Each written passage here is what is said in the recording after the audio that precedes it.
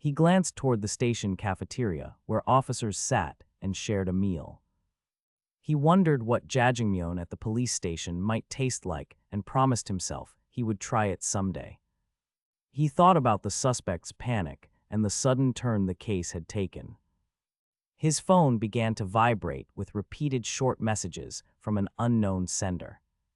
He stepped aside and scrolled through the stream of frantic texts that demanded attention. One message implied an immediate development and called for action. A woman who had his contact then checked her phone and stopped, her expression blank and quiet. She said nothing as she read. Shin Woojin felt the shift and waited for what would come next. Shin Woojin remained on the plaza watching the courtyard while the message thread continued. The conversation reached a young woman seated in a classroom. Hyrum had been chatting with classmates about hair and lip balm between lessons when her phone vibrated. A green text lit the screen and she read it, then typed a cautious, "Why are you contacting me only now?" A terse reply followed that said, "Get home safely." The instruction froze her. She stared at the display and mouthed an unbelieving word as classmates glanced over. Subsequent texts implied outsiders already knew private facts. Hyrum scrolled and asked how they could know. The classroom noise dimmed around her. She gripped the phone and waited for the next line. Shin Woojin still watched the plaza unaware of her shock. After the classroom shock, the scene shifted to a ramen shop where Shin Woojin sat with companions. A lacquered sign and lanterns marked the storefront as patrons entered. Steam rose from a massive bowl placed before him. The server explained the contest rules in a flat tone and set a hard deadline. They warned him to finish within 20 minutes or accept failure and mentioned penalties for vomiting. Shin Woojin lifted his chopsticks and ate steadily while the portion seemed to grow with every mouthful. The panel then showed an internal view of his abdomen swelling like an X-ray. A voice cautioned that there was no fixed upper limit and that the portion kept increasing. They urged caution because leptin hormone regulation could trigger dangerous responses. After the classroom shock, they moved to a ramen shop where Shin Woojin sat with companions. A lacquered sign and red lanterns framed the storefront as patrons flowed in. Steam rose from the massive bowl set before him while the waiter explained contest rules and timing in a flat tone. The waiter imposed a strict 20-minute deadline and warned of penalties for vomiting. The panels then shifted to a clinical view of fat cells secreting leptin and sending signals toward the brain. The narration explained leptin signaled fullness and could abruptly halt appetite. They stressed there was no fixed upper limit to the portion and that the meal could keep expanding. Medical caution noted leptin responses could trigger dangerous reactions if ignored. The waiter asked Shin Woojin if he was ready. Shin Woojin replied that he was ready and began to eat with steady focus. After the waiter set the 20-minute timer, Shin Woojin began to eat with steady focus. The contest began the moment chopsticks pierced the surface and broth exploded outward. Noodles snapped and whipped across the wooden table, striking plates and diners' faces. Several diners screamed and ducked as hot liquid splashed their laps. The hand of a nearby diner knocked a bowl free and it tumbled into the air. Diners gasped while chairs scraped back across the wooden floor. Shin Woojin remained intent, strands of noodles wrapped around his neck and sleeve, but he kept slurping. The waiter watched without intervening, the timer's digits relentless. Sauce and broth stained the wooden tabletop while steam rose from ruined bowls. Shock and noise filled the room while the rule's penalty remained unspoken. Shin Woojin ate with steady focus as the 20-minute timer counted down. The contest began when his chopsticks pierced the surface and broth exploded outward across the table. Noodles snapped and whipped through the air, striking plates and diners' faces nearby. Several diners screamed and ducked as hot liquid splashed their laps and clothes. A nearby hand knocked a bowl free, and it tumbled onto the wooden floor. Chairs scraped back, and the room filled with shocked noise and scattered bowls. Shin Woojin remained intent. Strands of noodle clung to his neck and sleeve, but he kept slurping. The waiter watched without intervening as sauce stained the tabletop and steam rose from ruined bowls. Shin Woojin slammed the final bowl empty and shouted success aloud. He thought he should ask Bomi for praise afterward. Hiram teased him, asking if he planned to become a YouTuber instead. The group laughed uneasily, and the timer's digits flashed toward 0. Shin Woojin ate with steady focus as the 20-minute timer wound toward 0. His chopsticks pierced a bowl, and hot broth sprayed outward across the table. Noodles snapped and whipped through the air, and several diners screamed as liquid splashed laps and stained clothes. A hand knocked a bowl free, and it tumbled onto the wooden floor. Chairs scraped back, and the room filled with sharp, surprised noise, while steam rose from ruined bowls. Shin Woojin stayed intent. Sauce marked the tabletop, and strands of noodle clung to his neck and sleeve. He slammed the final bowl empty and shouted his victory. He thought of asking Bomi for praise. Hiram teased him about becoming a YouTuber, and the group laughed uneasily. They left into bright afternoon and crossed the plaza. At a small cafe, she lectured him to stop watching YouTube and called him weird. Shin Woojin finished the messy food challenge, and the group stepped into bright afternoon. They moved across the plaza toward a small street where a parked car waited. Hiram scolded him to stop watching YouTube and teased him about becoming a YouTuber. He defended himself and praised the food instead. Hiram offered to give him a ride, and a hand lingered on the car door before it closed with a soft click. A suited man approached the vehicle, while Shin remained standing by the curb, polite and unconcerned. Hiram settled into the car and watched him through the glass as dusk colored the sky. She studied his face closely and felt something about him was strange and slightly off. She mouthed the observation quietly and kept looking until the car finally moved. After the plaza they left, Shin Woojin returned alone to his small apartment at dusk. He sat on the bed and let the day's noise settle in his mind. The room held only a faint city hum and the soft glow of streetlights. He scrolled his phone and remembered Hiram's offhand warning about the suited man. A ringtone sliced through the quiet, and the screen lit with numbers. The display showed an unfamiliar digits string, and he hesitated before answering. He tapped accept and held the phone to his ear without speaking at first. When he finally said hello, his tone was measured and quietly steady. A voice answered after a pause and asked a single direct question. The caller asked whether this phone belonged to Shin Woojin and waited.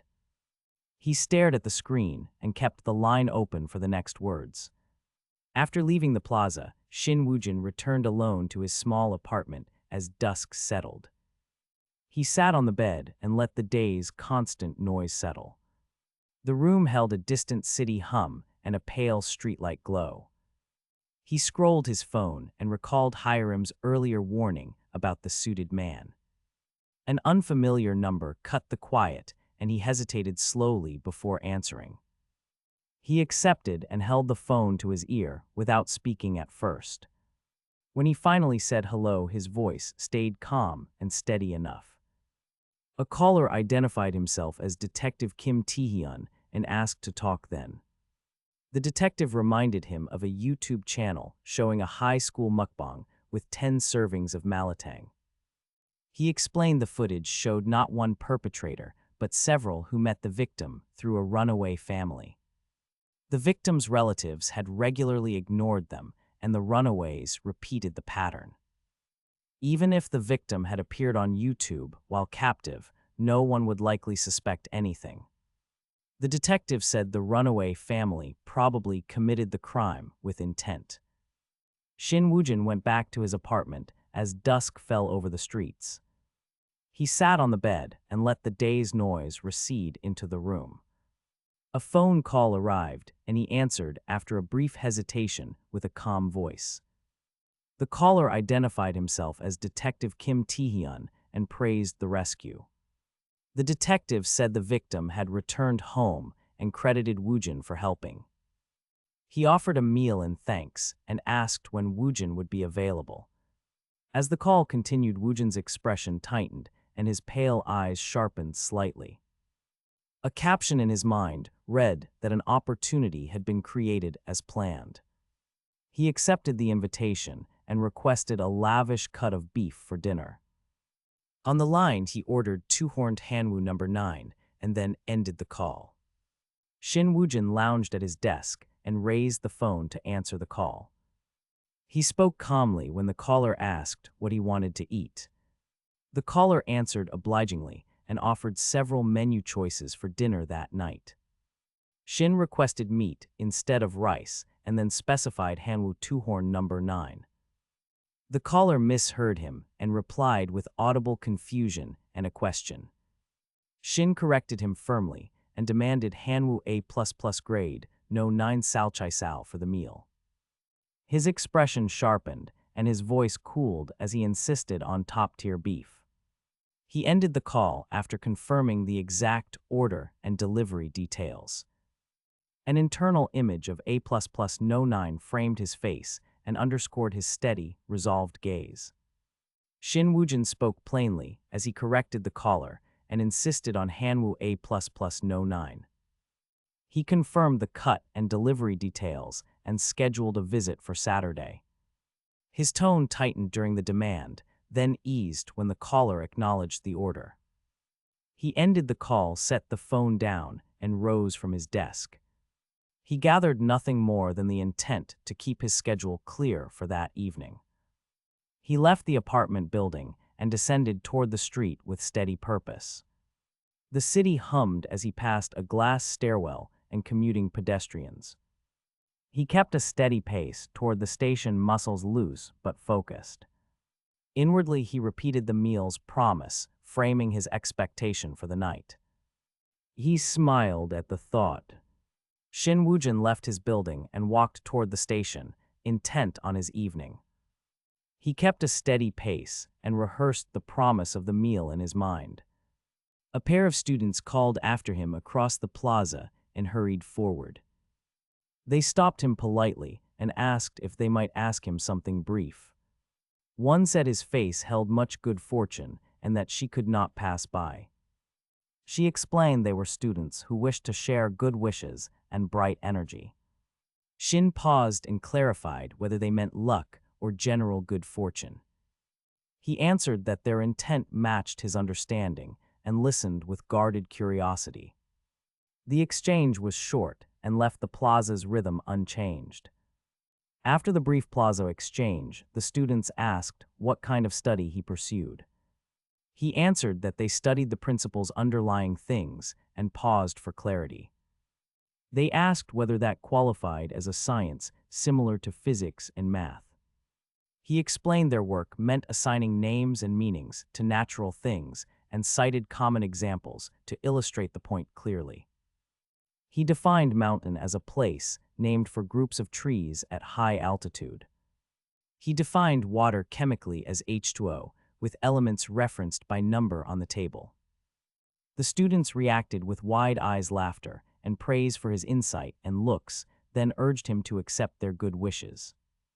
After their earlier talk about naming and perception, the group shifted to a personal claim.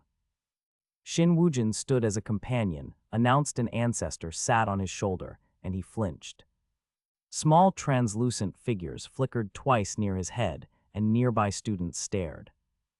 One passerby asked if he could see ghosts, and the crowd edged closer. An elderly woman intervened and called those figures ancestral spirits instead, then produced a phone displaying a circular iris image. She explained that the eye's organs like the macula and blind spot processed information as one unit, and that the brain recognized patterns through the optic nerve. She pointed out distinct purple signals and lens differences, asked whether his organ differed from others, and waited as Shin Woojin stared without answering. After the earlier discussion about naming and perception, the group shifted to sharper questions about vision and signals. Students closed in and asked whether he saw energy wavelengths or mutations as visible bands. Shin Woojin flinched and kept silent, while classmates muttered warnings that bringing him along might cause harm.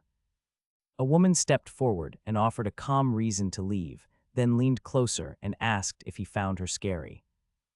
Her irises flashed bright crimson, and distinct patterns appeared in the close shots. His own eyes widened and briefly reflected the same red pattern without an answer. The students recoiled and hurried away, promising to return later. The woman stood alone and insisted she was not a scary person, leaving a small ring of curious onlookers and a tense quiet in the plaza. Earlier anatomical questions about macula and blind spots still hung in the air. After the previous exchange about crimson irises, the students recoiled and left Shin Woojin alone. He stood in the plaza as they fled, their footsteps and voices shrinking behind him. A wide shot showed scattered figures running toward the street and small groups gathering at a distance. Someone raised a phone and framed the scene in close-up, the screen's lens catching Shin Woojin's blank expression. The man smirked, pointed the camera, and began to laugh loudly to attract attention. He announced he was Kirat TV and shouted that the clip would go live on YouTube. The crowd's mood shifted from wary to mocking as viewers gathered and recorded the moment.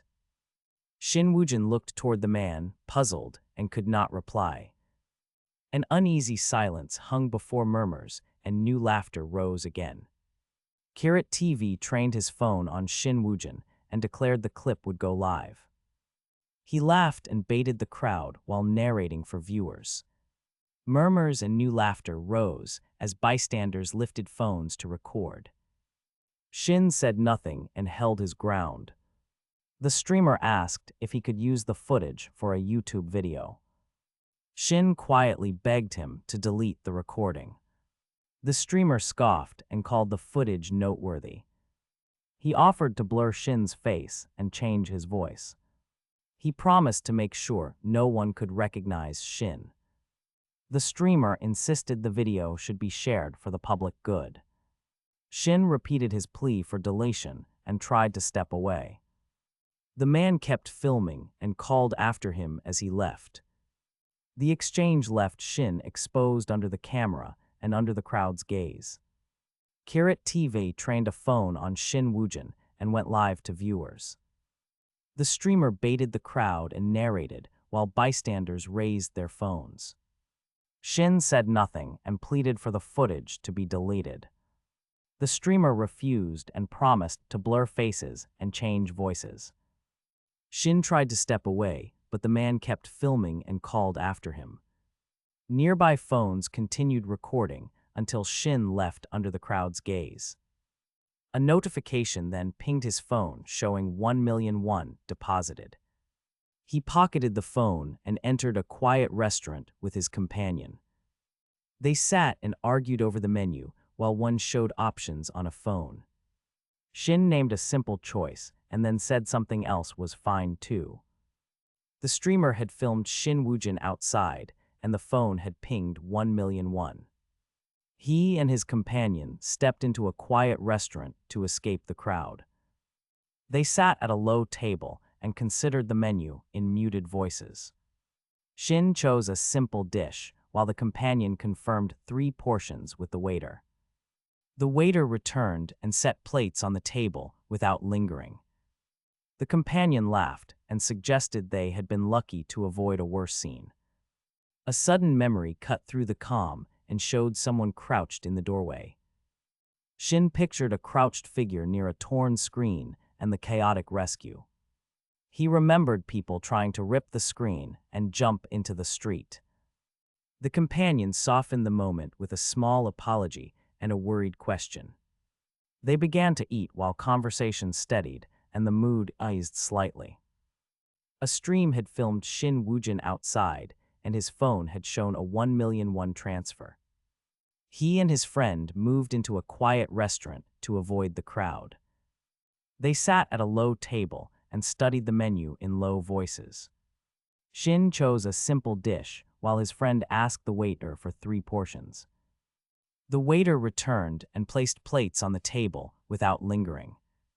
A brief joke eased the tension as the friend said they had been lucky. Shin's memory then cut through the calm with sharp images from the rescue. He pictured a crouched figure by a torn screen and people trying to rip it open. An inner voice noted someone asking for help and compared confinement to Shin's past. The voice also mocked clothing, and a violin played as a hobby. The friend suggested Shin might study crime because of trauma from the incident. The waiter brought a plate of salchasol and set it before them. Both men looked up in surprise at something above the table. Shin Woojin and his friend sat at the low table and examined the menu. They ordered a simple dish, and the waiter served plates without lingering. A brief joke eased the quiet, and they tasted the meat with salt. Shin Woojin's mind then shifted back to confining images from the rescue. An inner voice had mocked his clothing and compared confinement to memory. They both looked up when something landed or struck somewhere above the table. Sudden pounding onomatopoeia filled the air, and the room's mood snapped taut. Shin Woojin recoiled as loud impacts hammered and shapes blurred around him. A scream escaped him as lightning-like lines flared across the panel. The meal and the quiet vanished, and the scene ended on his cry. Shin Woojin and his friend sat back down at the low table and shared the grilled meat. The friend teased him about biting his tongue and offered another piece with chopsticks. Shin's expression tightened, and he recoiled as a sudden impact rattled the ceiling. He opened his mouth and a shocked scream escaped him, lines of pain crossing his vision. The moment snapped the room. The friend froze, then burst into praise for the meat. He declared the dish worth the price and urged Shin to eat quickly. The waiter moved between them to refill plates and bring fresh side dishes. Shin forced a smile, answered that he was fine, and accepted another piece. Their laughter and small talk filled the space as the earlier panic faded. Shin Woojin and his friend resumed their meal at the low table and traded light jests. The friend praised the grilled meat and urged him to eat another piece. Earlier, a small impact had rattled the ceiling and had briefly stilled them. Shin opened his mouth and a startled sound escaped him, but he forced a smile and accepted more food. The waiter moved through the table to refill plates and to bring side dishes. Laughter and ordinary talk filled the room as tension eased. Dusk settled and the city silhouette darkened under a gradient sky. Night passed into a clear morning of scattered clouds. Later, a young man worked alone at a small desk in a compact room. A figure crossed a modest living room while someone watched. Finally, a parent and child sat together and finished homework in quiet.